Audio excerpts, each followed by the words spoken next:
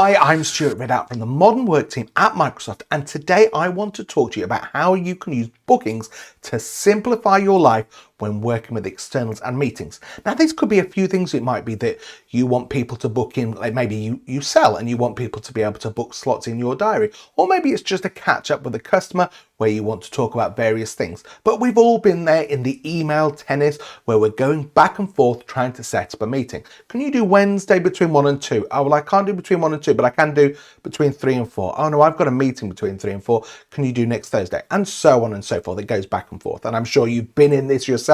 You don't need to hear my pains with email. So this way you can set up your own booking page in Bookings. People can just go to that page, see where you've got availability and just book right into it. So easy. It takes a few minutes. Let's have a look. So here I am in the office.com homepage. So this is where I'm going to start to set up my bookings. So the first thing is I haven't got bookings here on the left hand side. So I click on all apps and I'm going to click on the bookings icon there. Okay, and this will just take a moment just to load up. If you haven't done it before, you might get a message like this, just kind of onboarding you this. So I'm going to say get it now, and I'm going to add a booking calendar. Okay, now this says here, tell us about your business, but this is your actual booking page. So I'm going to say Stuart's booking calendar, and I'm just going to click on continue. Okay, and just take a moment there for it to set up. Okay, now there is a new version of bookings, a new look bookings page. So I'm going to click try it now, or there was a switch in the top right hand corner that can do that. And I much prefer this look. It's much more in keeping with the rest of Office 365. So I'm going to click get started. Let's get rid of that over there. Okay, this is just some of the onboarding. It talks you through the process. So if you forget some of the stuff in this video, you can do that. So I'm going to start off in settings, and I'm on the staff page. So here it's got my profile. Okay, then I can talk about the services that I offer. So this is kind of, think about this as the length of the meeting. So I've got an initial consult here for 1 hour, but we might set up shorter ones here. Then we've got custom fields, so that might be something we're asking for more information on. Control over the booking page itself, and then some just information about the business. And in this case, we're talking about that as your booking page. So what I'm going to do is I'm going to start off with custom fields. So I'm going to add a custom field here. So I'm going to say, what would you like to talk about? Otherwise, I'll just get appointments that I've got no context, and I click save changes. And then I'm also going to say, what is your organization name? And click save changes on that, just so I know who it's related to. But you can keep adding those questions in if you'd like. And as I said, so I'm starting off here with the initial consult for 1 hour. That's the default there, and I can edit that by hitting the pencil. So what I'm going to do is just going to change that, and I'm going to say 60-minute chat. Okay. And you can see here there's a whole load of options, like where if it's going to be a face-to-face, and don't worry about that. It's trying to find our location so it can set up something there. Okay, I'm just going to click allow. Okay, but I'm going to actually do this as online. So I'm going to add an online meeting, so it will then organize that through Teams. Okay, and even though I've said it's a 60-minute meeting, I'm actually going to make this a little bit shorter. I'm just going to make it 55 minutes. And do that. So I'm going to also add that buffer time. So everyone knows it's a 55-minute meeting, but I've also added 5 minutes afterwards, so it takes it up to the hour. It's nice and neat there. Okay, so it's got things on there like price and description and things like this. And this is obviously maybe like, a small business might use this. Okay, then we've got availability options here. So what are the increments? What's the availability? And that's going to come from the default scheduling. So we'll come back to that in a little bit. Then we've got assigned staff. So I'm just going to put me in there. In this example, I'm using a demo account, so I've got Megan in there. And then which pieces of information are going to be required, or even what am I going to ask? So I'm not going to ask the customer address, and there you go. So, but I am going to add my custom fields in there, and I'm actually going to make those required just so that people have to fill that in just for me. So I've got a little bit more context. Then we've got reminders and when they're going to come out. Now, depending on what region you are, you might get different reminder options. So in the States, for instance, I know that you can have SMS reminders, and that's not available elsewhere. Okay, but here we're just going to configure the email reminder. So I might just do an email reminder 1 hour before to the customer. And let me just write here, hi, just a reminder that we are meeting today. Looking forward to seeing you. Okay, and then I can click save, but you can set up reminders for me, for the customer, etc. So those are all great as well there. So I can really feel like it's coming together. But let's have maybe a shorter one. Not everything needs to be a 60 minutes. So I'm going to set up a 30-minute chat. Okay, and again, going to make this into an online meeting. So I'm just going to flick that switch across, and same as before, I'm going to do it 25 and then add a buffer time of 5 minutes afterwards, so that all works. No price, etc. All of those things. So availability, again, I'm just going to take those defaults. Assign staff, just going to assign myself there. And then my custom fields, again, I don't need the address, but I do need the organization name and what we're going to talk about, and we'll make those required. And again, reminders and things like this, but don't worry about that. We can set that up at another time. Okay, so now I've got a couple of different services there. Let's just take a look at the staff page. So again, I'm the only person who's going to be on this, and you can do things like look at the calendar and availability. Okay, and we can edit a member of staff. So if you were setting this up for multiple people or booking for someone else, you can do that here. And here what we're taking is the default of the business hours.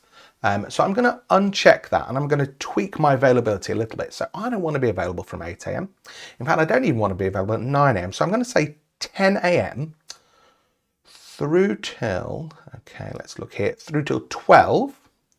Okay, this is on a Monday, and then I'm going to hit plus, and then again, I'm going to then go from maybe 1 p.m. to 4. And it's important to set these options up so that you're making sure that you've got time at the start of the day and the end of the day to unwind, wrap up at the end of the day or prepare for the day. So I'm just going to repeat all of these steps here. Okay, so 10 till 12. Okay, same on a Wednesday. And I've kind of experimented with these different times, finding ones that work for me. So again, I would encourage you just to find those times, but definitely look at adding those buffers in, because otherwise it's really easy when you've got a booking page when people can book into your diary. It's really easy for them just to clog up your diary really quickly, and you not have any space for anything else. So there we go. So then on a Friday, I'm not going to make myself available at all. And that's just so I can wrap up at the end of the week, do all my admin and things like this. So take a really good look at what you're doing in terms of your availability there. Okay, so on the business information, I'm just going to add a logo here. And what I'm going to do is I've got a photo. Now, obviously, this isn't me. This is Megan here. But you get the gist. So you can put a little face there for yourself, and then we've got configuration for the booking page. So this says don't book a self-service booking page. So it doesn't appear until you allow that to happen.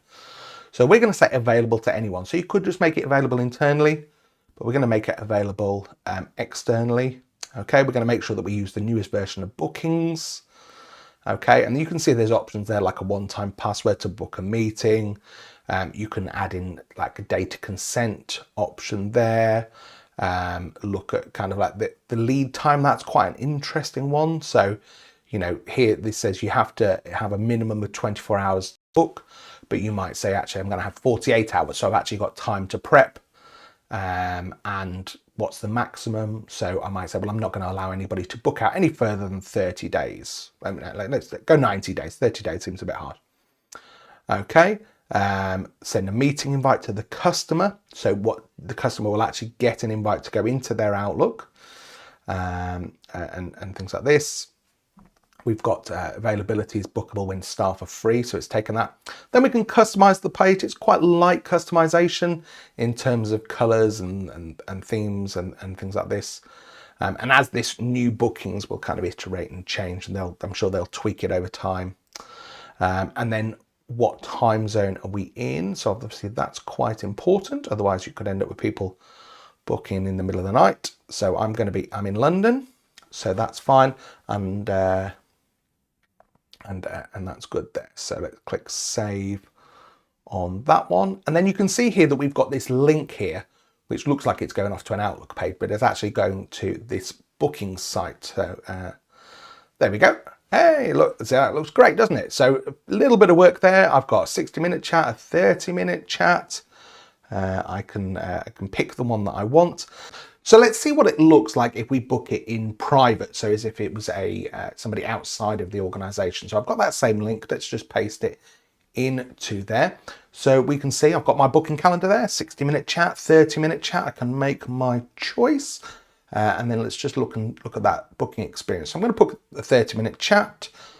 There's an option here. It says select staff. So you can actually turn that off in the booking page. We might look at that later. So, okay, I'm going to pick which date. So let's say I'm going to go for that date there. And I'm going to book for 11 a.m. Not too early, not too late. Okay, and then just pop in my details, because obviously this is in private, so it doesn't know who I am. So pop in my name, just stick an email address in there as well. And you can see here their phone number is optional and stuff like this. What's your organization name? Okay, and what do we want to talk about? So how you implemented bookings. Okay, and then I can hit book. And that's great. So that's going to send me now a confirmation around that. But you can see that there were options like you could reschedule it and things like this. So if we look at that and have a look and see what that looks like, you can see there is a message here that's saying that there's a new booking has been placed. And you can see within that, it's got a button that says join your appointment. And then if we look at the calendar as well. Okay, let's just find that correct date. We can see there that 30-minute chat is in there. So that's gone straight into my diary there, made it really clear, set up all the team stuff, etc. And you can see those custom fields, those custom responses are there in the calendar appointment. So if you then need to reference that and go, oh, what was it they want to talk about? You can do that. Now, if we look from the customer side there, you can see they've got an email here and it's got a calendar appointment on it. So they can just click accept and that will go straight into their diary. Okay, so there you go. So let's just have a look at some of these settings here. Okay, so if we go to staff here, so we have this thing where they could pick the member of staff. If we go to stuff, so if you go to booking page, apologies, and go to the default scheduling policy, there's one that says allow customers to choose a specific person for the booking. So let's turn that off and then we shall just save that. That page will be republished. And then if I just refresh that, there you go. Now that option to pick who it was has gone. So that's definitely something that you want to do. So there you have it. Easy way to set up a personal booking page in Bookings in only minutes, and it will vastly simplify your life when you're booking appointments with external customers, suppliers, etc. The only suggestion I would make is that the web address that you get out of Bookings is quite long and can look quite unwieldy. So what you can do is take that address and put it through a URL shortener. So there's public ones available like bit.ly, but you might have one yourself, and you can actually make a much neater, shorter address that might be like bit.ly/meet Stuart or something along those lines, and then that just makes it a lot more accessible for people and it's easier to tell people what the web address is. So hopefully you've really enjoyed this video and it's something that you're going to go and set up. Please do share it with other people. Pop over to the YouTube Teams Superheroes channel and make sure you like, subscribe, hit that notification bell so you get notified whenever we post any new content. And there's some great new content that is coming up there all the